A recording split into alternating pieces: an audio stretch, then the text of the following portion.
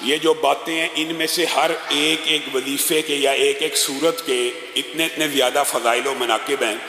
کہ اس کے لیے کئی درس ریکوائرڈ ہیں۔ مثلا سورت فاتحہ ہے، اس کے اگر سورت فاتحہ ہی کو بیان کرنے لگیں تو کئی لیکچرز درکار ہیں،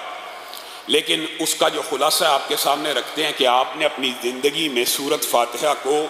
روزانہ 41 مرتبہ کم از کم پڑھ کے اپنی زندگی کا حصہ بنانا ہے۔ اس سورت کو سورت شفا بھی کہا گیا، سورت رقیہ یعنی دم والی سورت، منتر والی سورت، جھاڑ پھونک جو زمانہ جاہلیت میں ہوتے تھے، یہ اس سے بہتر منتر اور بہتر رقیہ ہے۔ سبع من المثانی، بار بار پڑھے جانے والی آیات کہا گیا۔ یہ ایک ایسی صورت ہے کہ جس کو آسمان سے وہ فرشتے لے کر نازل ہوئے جو زمین کے اوپر بھی پہلے کبھی نہیں اترے تھے۔ یہ ایسی صورت ہے جو بندے اور اللہ رب العزت کے درمیان تقسیم ہے۔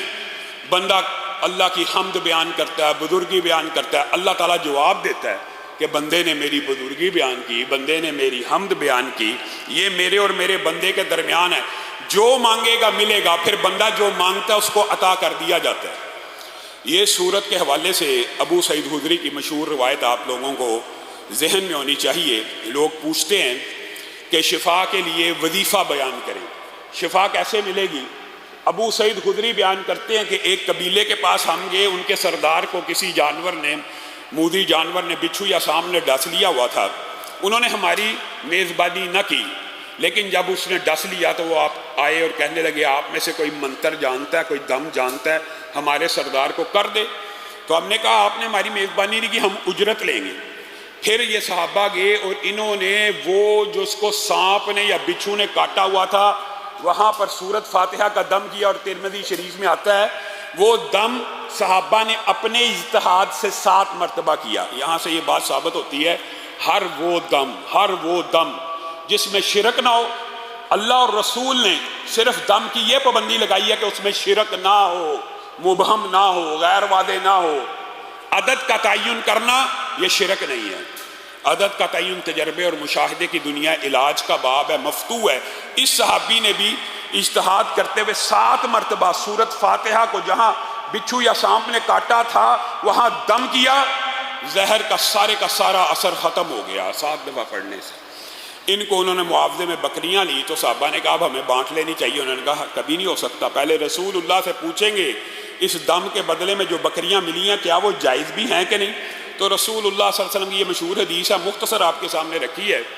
رسول اللہ صلی اللہ علیہ وسلم نے کہا کہ آپ کو کس نے بتایا تھا کہ یہ سورت منتر ہے، یعنی سورت رقیہ ہے، اس کے اندر اتنی تاثیر ہے، بتانے والا تو میں ہی ہوں نا، میرا بھی ان بکریوں میں حصہ رکھو۔ مذاق کیا، دل لگی کی صحابہ کے ساتھ۔ بین اسی طرح ایک اور واقعہ، بیڑیوں سے جکڑے ہوئے مجنون، مرگی کے دورے کی بات نہیں، مجنون عقل جاتی ہوئی پاگل کے بارے میں حدیث ہے کہ اس کے اوپر بھی ایک صحابی نے دم کیا سورت فاتحہ کا، وہ تندرست ہو گیا، بالکل درست ہو گیا۔ ان کو بھی 100 بکریاں ملی، انہوں نے بھی آ کے رسول اللہ سے پوچھا تھا کہ کیا میں یہ بکریاں لے سکتا ہوں، میرے لیے جائز ہے؟ تو رسول اللہ نے کہا تھا وہ جو باطل جھاڑ پھونک کے ذریعے مال کماتے ہیں تمہارے لیے بہت بہتر ہے کہ تم اللہ کے کلام سے اگر کسی کو دم کرو اور شفا مل جائے تو گویا یہ معاوضہ جو غلط العام ہے معاشرے میں کہ قرآن پاک پڑھانے کا جی معاوضہ نہیں ہونا چاہیے، یہ بہترین معاوضوں میں سے ایک معاوضہ ہے۔ ٹھیک ہے، دین کی تبلیغ کا ایک بندہ افورڈ کر سکتا ہے، وہ نہ چارجز لے، لیکن یہ کہنا کہ علماء ان کو زکوٰۃ نہیں، یہ جی زکوٰۃ کی خاطر یا چندے کی خاطر، یا یہ جو قاری ہیں آپ خود غور کریں آپ کے ذہن کے اوپر کیسے کیسے پردے ڈلے ہوئے ہیں۔ میتھمیٹکس کا ٹیچر ہو، سائنس بیولوجی کیمسٹری کا ٹیچر ہو، اس کو آپ ہزاروں روپے دیتے ہیں، قاری کی آج بھی تنخواہ 5000 ہے، آج بھی گھر آتا ہے جاتا ہے، پٹرول افورڈ کرتا ہے۔ یہ آپ کو غور و فکر کرنا چاہیے کہ یہ سونا ہے، وہ آپ کے بچے کو مستقبل کے لیے ایک عظیم الشان کتاب کی تعلیم دے رہا ہے جو اس کی زندگی اور آخرت کو سنوارنے کے لیے ہے۔ یہ تو آپ کے ظرف کی بات ہے، آپ یہ باتیں کرتے ہیں کہ جی اس کے چارجز یہ 100% جائز ہیں، یہ بات یہاں سے سمجھ آتی ہے۔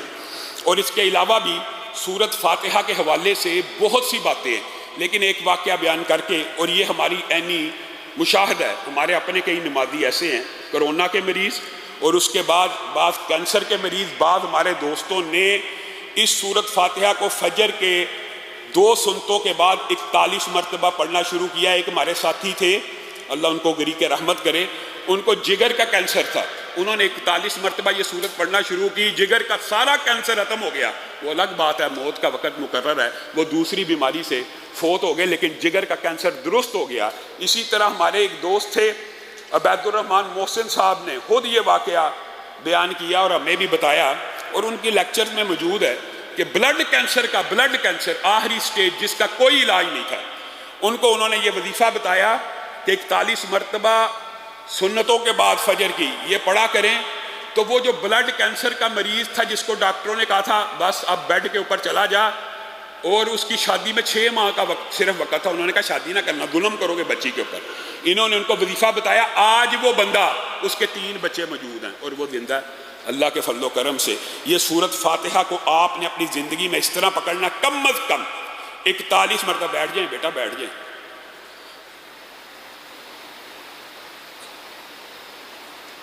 41 مرتبہ جو ہے وہ آپ نے اپنی زندگی کے اندر اس کو جاری و ساری کرنا کم از کم، اور اگر آپ چاہتے ہیں کہ یہ آپ کے لیے بہت زیادہ مجرب اور فائدہ مند ہو جائے تو ہر نماز کے بعد 41 دفعہ پڑھنے میں بھی کوئی ٹائم نہیں لگتا، لیکن زندگی میں 1 مرتبہ